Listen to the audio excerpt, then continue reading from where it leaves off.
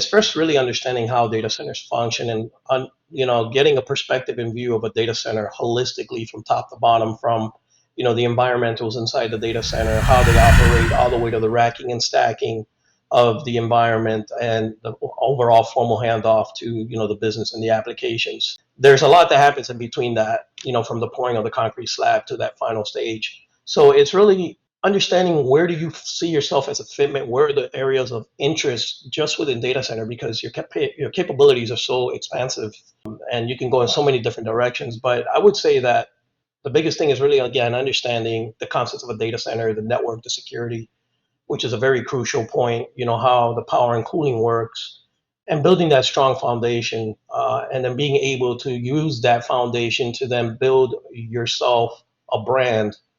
Hi, it's Jack Fagundo, and you're watching the Data Center Go-to-Market podcast. Hello, data center professionals. I am Joshua Feinberg from the Data Center Go-to-Market podcast, and I'm thrilled to have a very special guest here with me today. I'm welcoming Jack Fagundo, who is a consultant and advisor to the C-suite and an expert on data centers. Jack, welcome to the podcast. Thank you, Joshua. Pleasure being here. Pleasure's all mine. First place I think would be super helpful to start is if you could walk our viewers, walk our listeners through how you ended up in your current role. Did you always know when you were starting out your career that you wanted to work in data centers? Was this an aspiration that you went to school for? And kind of what was the path that led you to where you are today in your career? Yeah, interesting enough, the answer to that is no. So I started my career quite some time back, actually, in development and application sustainment. I was working for General Motors as my first official corporate gig. And during that time, I was primarily focused on doing animatronics and robotics development and programming for the assembly lines. And it was through that initiative, the first 7, 8 years of my career, working with robots, I realized, wow, this is really cool, and started to pique an interest in infrastructure. And from the infrastructure component, therefore, I started to get more and more into actual servers and the management of servers and hardware and network equipment. And from that perspective, I grew more and more into how these environments lived. And that actually piqued my interest in the overall data center footprint. And since somewhere of about maybe 2004 or so, I piqued strong interest and moved into specifically data center functions. And that's kind of where I've been at for a while now.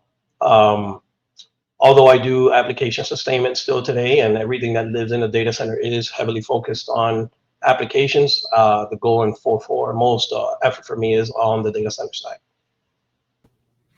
So what's super interesting about this is you got into infrastructure by starting out in something aligned with robotics. And then here we are 20 years later, and as generative AI and high performance computers become bigger and bigger, we're going to see more of a need for the marriage between robotics and infrastructure and smart cities and edge computing. Yep, that is correct, Josh. Interesting enough, much more complex back in those days because I was programming in COBOL and BASICs and Visual and C++. Very, very different from what it is today, right? But the concept of being involved with robotics really, really took me to that next level of infrastructure. And although the plan wasn't necessarily to get into data centers, it was more to continue in the robotics and animatronics world. It just kind of led me there because understanding how the robots operate, obviously the hardware and everything that supports and sustains them lives inside the data center. So it's just a connected tie between the two that pushed me to the data center side. And then there's even the kind of existential question is, when did the data center really begin? I remember working in the mid-1990s doing enterprise IT support for Merrill Lynch, and we had computer rooms on every floor. And there were servers in there, and there were switches in there, and there was a backbone and everything. But that for sure wasn't the main data set. But it was just so different because most of this was either pre-web or very, very early stages of web. And the whole location operator outsourcing business model, it's probably 20 years now, maybe? I won't want to reveal my age, even though I'm not that old. But yes, I will say that I remember the days in data center when it was basically reel to reel, copying data from one reel to another reel, or reels playing back operational procedures. It does go far back for me when I first got in. But of course, it was only a very entry level point role at that time, up until now, where it's more executive and leadership and management of overall operations. So, with that in mind, Jack, what advice would you give to someone that's relatively early on in their career? Maybe they're like a sophomore or junior in college or something like that, and they've heard that there may be some good career options in the data center space. What would you advise someone like that in that kind of role that was coming to you looking for some like informal mentorship? So I believe that the first step really should be to immerse yourself in the technology, right? When it comes to operations of data centers, within the data center, there's so many different avenues that you can go in. So it's first really understanding how data centers function and getting a perspective and view of a data center holistically from top to bottom, from the environmentals inside the data center, how they operate, all the way to the racking and stacking of the environment and the overall formal handoff to the business and the applications. There's a lot that happens in between that, from the pouring slab to that final stage. So it's really understanding where do you see yourself as a fitment, where are the areas of interest just within data center, because your capabilities are so expansive, and you can go in so many different directions. But I would say that the biggest thing is really, again, understanding the concepts of a data center, the network, the security, which is a very crucial point, how the power and cooling works, and building that strong foundation, and then being able to use that foundation to then build a brand by being able to communicate with stakeholders and understand, those opportunities that may exist for you. And as the innovation continues to improve and evolve, always staying, consistently plugged in to overall, technologies around data center space. Yeah, that makes a lot of sense. Would your advice be any different for someone that wanted to go into a customer facing role that was more aligned with like on the revenue side, working in like a sales or customer success capacity, or a product manager, or would you largely similar kind of advice?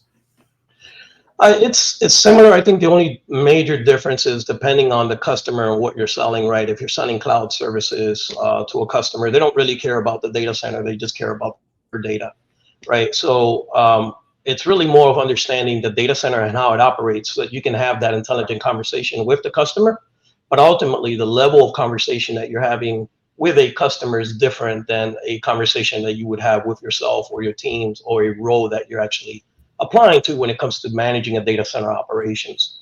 I think holistically, the customer's facing aspect of it is more around the business side, and what are the dynamics of how moving to the cloud can help a customer achieve their optimization or financial goals. In some cases, it doesn't necessarily mean that moving to the cloud is financially feasible for a business, but you're able to understand, by having a concept or a footprint on data centers, what it takes to do that, and you're able to more strategically advise a customer on how to position themselves when it comes to moving to a data center. And again, it could be a very simplistic thing as, do you want to do an on-prem versus a full off-prem, or a hybrid model?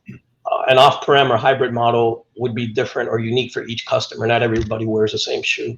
So it's based on their business requirements, GDPR compliance requirements and data requirements and everything else that goes with that business unit. But again, ultimately, I believe that the difference is not much, as you still need to understand the basic foundation. It's just how you pitch that conversation to a customer versus, a role that you're actually playing behind the scenes inside the data center. So in a lot of ways, everyone ultimately needs to become a consultant to really truly add value. It's just a matter of what level of detail, Correct. level of technical expertise to bring to the table, how much they're focused on just business That is related correct. problems. Yes. So that's great for someone that's early on in their career. What about somebody that's mid-career, maybe 10, 20 years into their career, that you worked out maybe in a former job, or that you've known through industry connections or conferences over the years, and you run into them and like, Jack, I kind of feel like I'm stuck. I'm in a rut. What should I do next? What would you advise for someone that's looking to get their career back on track, that wants to stay in working in some aspect of the data center ecosystem? Yeah. So, Josh, that's an interesting question, right? There's one thing that I have learned around the word of consistent, right? The only thing in my view that is consistent is change. In this environment, as it continues to evolve, right, my advice would be to stay adaptable and continually upskill yourself and stay relevant with the market, economic market climate. The data center industry, in my point of view, is seeing rapid evolving change as advancements in AI continue to increase. Edge computing and sustainability are starting to take what I would say a forefront for many of the organizations as a primary point of focus, as you've seen with Google and Microsoft. Every conversation, every piece of article, every piece of news that comes out with these big players is around AI and the adoption of AI.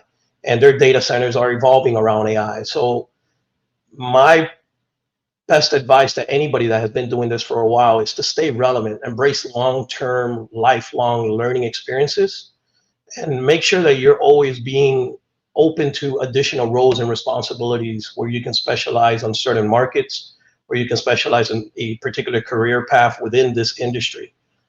There's many directions that you can go in, as mentioned previously, within the data center space.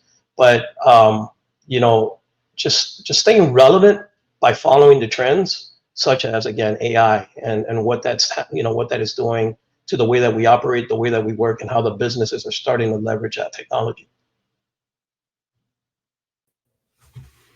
So keeping your skills sharp, being the lifelong learner, constantly reinventing yourself, lots of professional development. Seems like a big part of the prescription.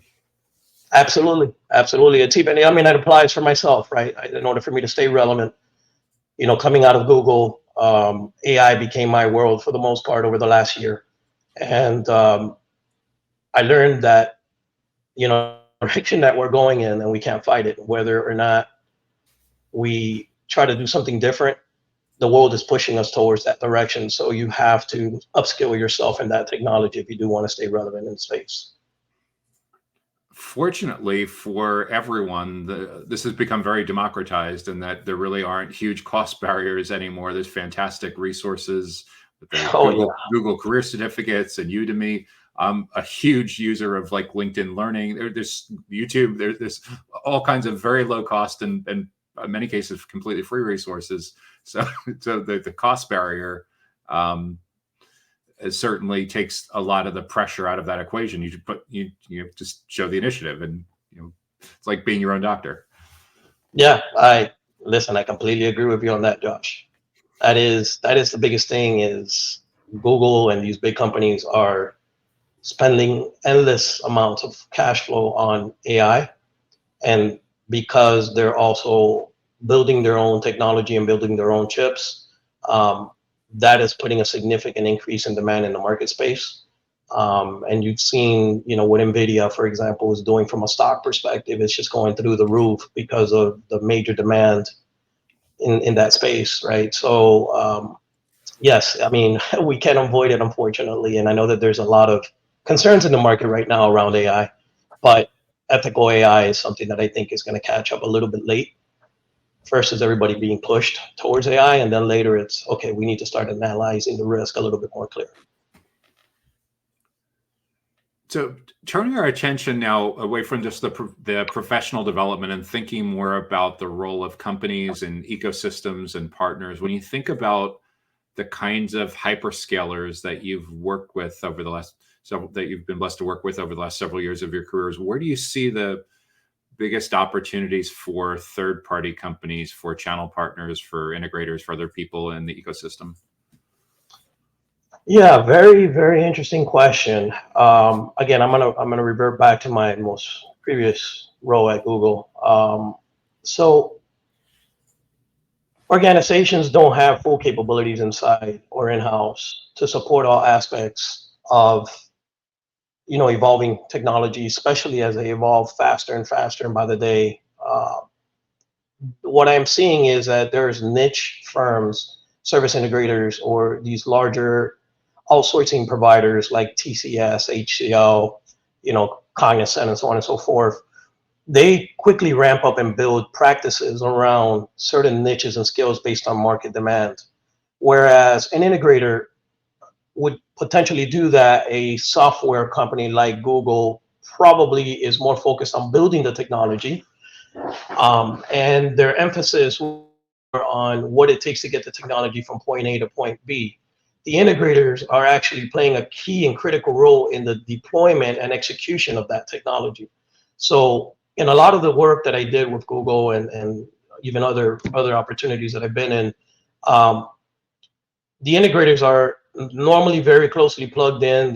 They have exclusive partnerships with these large software companies because the software companies themselves are not necessarily ramping up their skills internally to be able to support consulting services or quickly deliver services to some of their customers.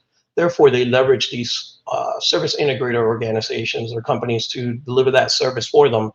And that's what I am seeing. So for the most part, a lot of the deals that I did with Google and Google's customers have a heavy component of leveraging third-party companies or third-party providers to execute those initiatives for them.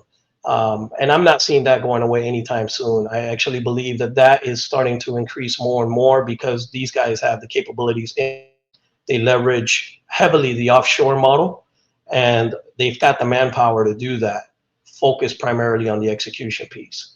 And they are actually letting organizations like Google or Microsoft develop the technology and just partner with them, right? At the end of the day, that's what I'm seeing from my side. Pretty consistent over the last several years. The Data Center Go-to-Market podcast is sponsored by DCSMI, elevating the role of sales, marketing, and go-to-market GTM professionals in the growth of the data center industry. To stay informed about upcoming episodes, make sure that you subscribe to the Data Center Sales and Marketing newsletter on the DCSMI website that can be found at www.dcsmi.com. Again, that URL is www.dcsmi.com.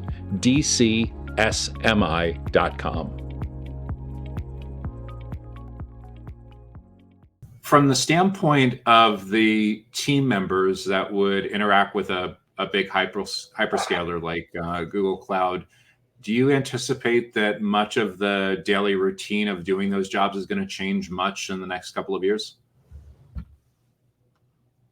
Wow. So this could be just potentially my own point of view, and I want to be careful how I say this. I think it will change for sure. To what extent, I don't know. But then again, I hate to point back to AI. AI is already changing that today. We see AI taking a lot of the mundane task out of the environment, taking those repetitive initiatives, taking all of that automation into a whole new level where you're having, these large language models kind of do a lot of the work that many individuals do on a day-to-day basis. I see a lot of development work being shifted left. I see a lot of, level 1, maybe level 1.5 skill sets in a support environment being shifted left as well, because the AI will eventually take on a lot of those responsibilities. But I do want to be very careful how I say that. I don't want to get beat up by the world here, because it is a very sensitive topic, and a lot of people may or may not agree with me.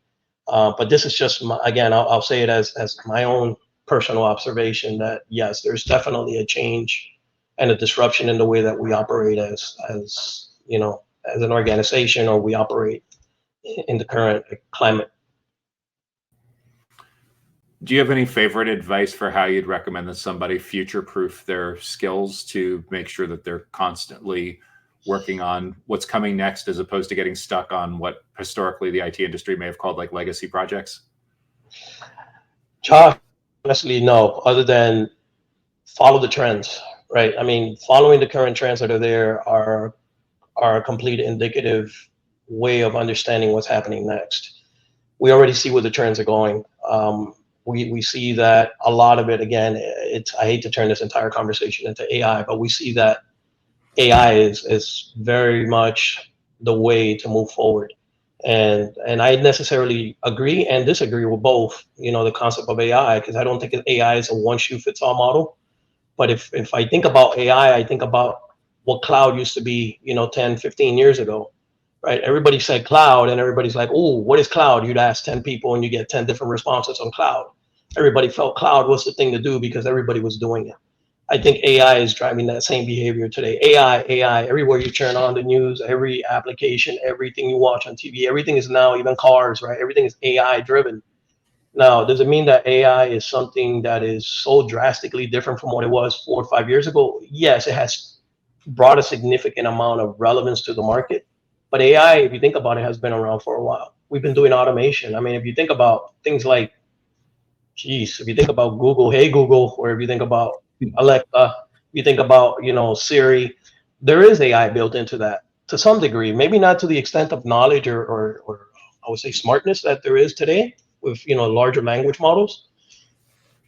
But that trend is now tripling, quadrupling in scale of speed of deployment, right? And so that is the direction that we're going in. And again, I keep saying to everyone is whether we like the technology, whether we agree with the technology or not, we have to stay relevant in that perspective. We have to stay relevant in upskilling ourselves around AI, generative AI, and how to operate around training of large language models and use cases for our customers. That is going to drive success for our roles and keep us alive, because otherwise you're going to fade out. You're going to fade out with the next AI wave, right? The smarter the AI gets, the less and less you are relevant. So instead of competing against it, learn about it and position yourself in a way where in front of a customer, you can know how to position AI. Because not every customer, not every individual understands it. They understand it like cloud. Cloud, what is cloud? You ask 10 people, 10 answers, right? So AI, you ask 10 people, you'll get 10 different answers. So become that person that the customer can rely on and leverage for, as an expert or as an advisor. Hopefully that makes sense.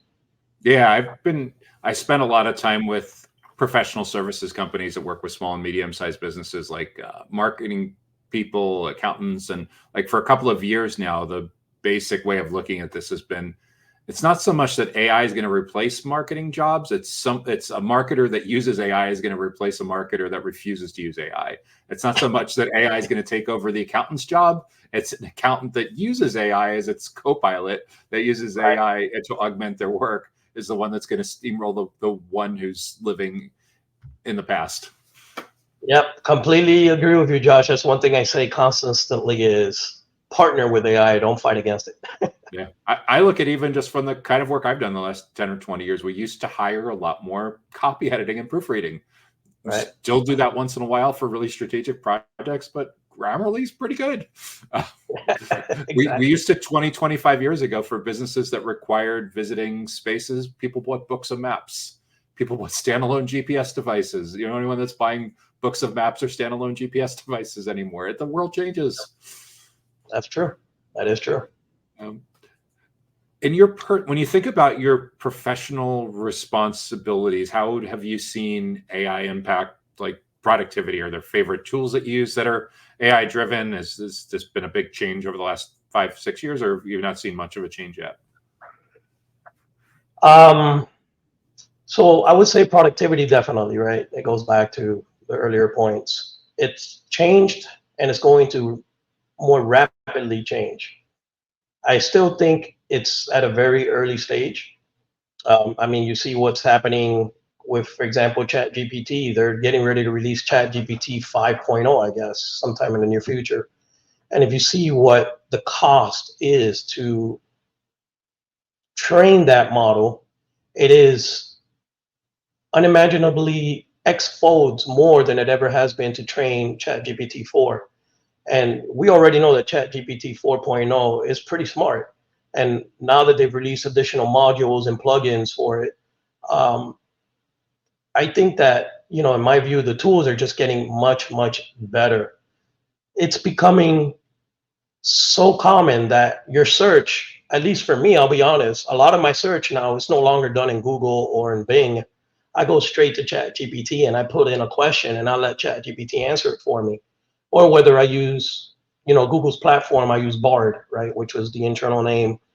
At the time, I would use Bard to, do searches on Google versus doing a Google search. I would search for Google responses through its AI tool. And those tools are just becoming so much more intelligent that it just becomes easier. And that's why you're starting to see a lot of the search engines integrate like Microsoft, they're integrating Copilot, right?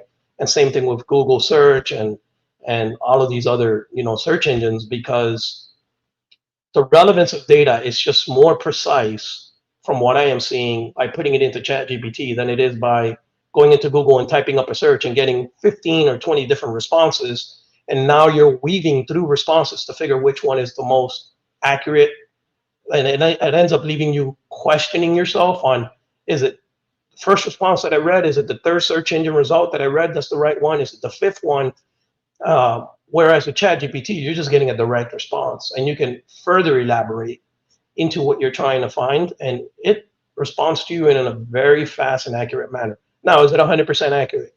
Again, no, I don't want to make it sound like it's the God for all, but it sure as heck has gotten a lot better over the last year to year and a half from what I've seen. Yeah, that even reminds me of the advice that K-12 teachers, especially probably in middle school and high school, would teach students as they're giving them research projects on what a trusted site is, like Wikipedia, WebMD, CNN, trusted. Joe's blog, hobby blog, giving advice about what to do with antibiotics when you have a sore throat. Maybe not so trusted. So yeah, what's very interesting is what used to be a big research project or in a business context, maybe somebody even had an assistant or an intern or someone going out and doing all of this research and aggregating and synthesizing. All the aggregation and synthesizing is being done now by the model making the decisions. That's correct. That's correct. And the fact that it has the ability to learn from itself and also learn from other neighboring models. I mean, how can you fight it, right? And that's probably the silver lining for a lot of these companies that have been running these projects as loss leaders or hemorrhaging money or whatever you want to call it at the $20 a month price point. If there isn't enough, there clearly are plenty of people that are seeing the shortcomings of the consumer price point and are willing to pay for enterprise offerings. And the enterprise offerings will probably address a lot of the security and compliance concerns that people have had that are preventing deployments. Yeah, so Josh, you brought up a very good point that I see in the industry. Right now, there's so much being offered for free with ChatGPT and some of these, AI models, right, that are used, those that are used. I strongly believe that this is just kind of like taking a kid to a candy store, right? You get them so interested, and eventually, in order to get candy, you got to pay for it, right? You're gonna have to buy them candy, right? And I really see that these organizations are going to eventually commoditize AI models and commoditize AI services, because the world is going to get so used to using them. It's going to showcase how much it facilitates your day-to-day life, just like anything else. And if you think about it, I would say it's probably the same thing as social media. Before social media, when it first came out, everything was free. Then all of a sudden, you want to use it, you got to pay for it, right? And if you want a better experience, you got to pay for that. And then next thing you know, you're paying for ads or you're watching ads, right? They're going to commoditize the heck out of these platforms, is my point of view. How quick, I don't know, but I think right now they're in let's get the world used to this thing. Let's get everybody liking it. And then we're going to just pull the trigger on it. I take the viewpoint too that I want to be optimistic that all the trust and the safety things will be ironed out over time. There was a time 15 years ago where no one in an enterprise IT wanted to trust public cloud. Exactly. Today, there's a lot of people that feel strongly that public cloud is more reliable than mediocre configured on-prem. Exactly. Exactly. I mean, you see what's happening, right? AI today, there's a lot of concerns around risk, security, trust. Give it another 2, 3, 4 years, that'll be out the window. There'll be another concern that comes out. I mean, there's always, I won't say it's 100%. Even today in cloud, a lot of my customers ask questions around the security of cloud, right? But at the end of the day, it's a much more different conversation now than it was 10, 15 years ago. It's not a convincing type of conversation now on why cloud. It's more around, hey, you're going to use cloud. Here's the benefits for it. And by the way, here's the risk against it. And it's up to you as a business to make a decision whether or not you want to use it. I'm not trying to convince you to use cloud anymore. Before, that's what I felt. Now it's very different.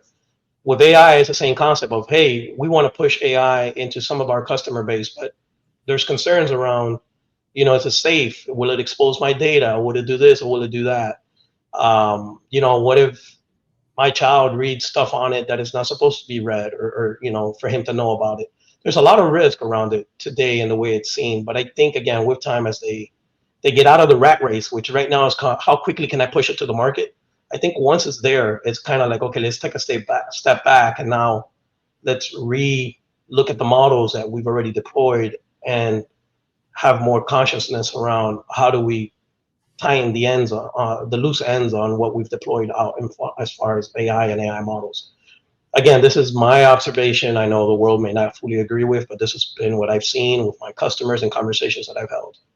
Yeah, someone will figure this stuff out. I kind of look at, if you even think about the copyright concerns that major publishers have had with training the models on their content. There was a time 20 years ago when people were vilifying Napster. Apple figured it out. Spotify wouldn't be here today if they hadn't figured out a way to negotiate rights. Hollywood, same issues. They'll eventually figure these things out. And a new model, it'll be a different model, but it'll be figured out. Yeah, completely agree. Any parting thoughts on where you think the data center industry is headed next? I think it's going to become more demanding requirement, because the concept of running applications is becoming more and more expensive. These large language models, these unique requirements around AI are pushing demand in hardware that the typical average organization can't afford. So the growth in cloud, in my point of view, is going to go further. And if you look at what Google is doing, and I see what Microsoft is doing, I mean, if you go to Microsoft's site, you just go look at their open jobs right now. A lot of it has to do with data center expansion, data center growth, data center build, capacity planning. And this is because the driver is so heavily geared towards moving people to the cloud and using AI, that these big integrators, or I wouldn't call them integrators, but in this particular case, these big software, they have the deep pockets to grow their data center space and data center spends. Whereas the traditional, company doesn't want to get into the owning more assets and investing more in hardware that a year later depreciates, right? So I believe personally that the focus that I see is that the companies are going to start shifting all of their work to the cloud, and eventually start focusing more and more on just their business requirements and business model, right? Let me focus on my business, and I'll let you run my business from an IT perspective. I'll let you host my environments, and I'll let you do everything that I need to do. And by the way, we're going to do it at a much, much more significantly lower cost of ownership than if I was to build my own data centers and have to own all of that hardware and now hire people to run the data centers. You can't provision and deprovision services fast enough as you can do it in the cloud, right? So that's my perception and view, is definitely going to increase. So there's a lot of opportunity, and it's not, don't take my word for it, just go to these job sites and you'll see what I'm talking about. Yeah, it's always a great way to kind of look at the leading indicators as to what's going on in the job postings, reading the job descriptions, comparing them across different kinds of companies. Great research tool. Jack, for someone that wants to learn a little bit more about you or continue the conversation, what's the best way for someone to get a hold of you? Are you pretty active on LinkedIn? I am. I'm active on LinkedIn. So I also have a small consulting practice, which you can also find on LinkedIn in my profile. And then all my contact information is also there. If you want to understand a little bit about me in terms of data center and my work, you can follow my website. It's joaquinfagundo.org. Also, as well, in the header of my LinkedIn profile, you should be able to see my website there, where it's all specific to just data center work. But yeah, I mean, that's readily available. Well, and we'll make sure to caption that into the podcast and include it in the show notes as well.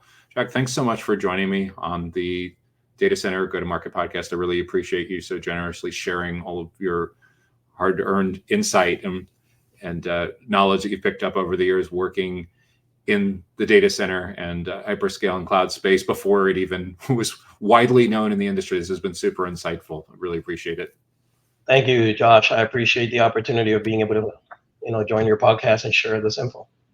My pleasure. Take care now, Jack. Same to you. Thank you. The Data Center Go-to-Market podcast is sponsored by DCSMI, elevating the role of sales, marketing, and go-to-market GTM professionals in the growth of the data center industry. To stay informed about upcoming episodes, make sure that you subscribe to the Data Center Sales and Marketing newsletter on the DCSMI website that can be found at www.dcsmi.com. Again, that URL is www.dcsmi.com.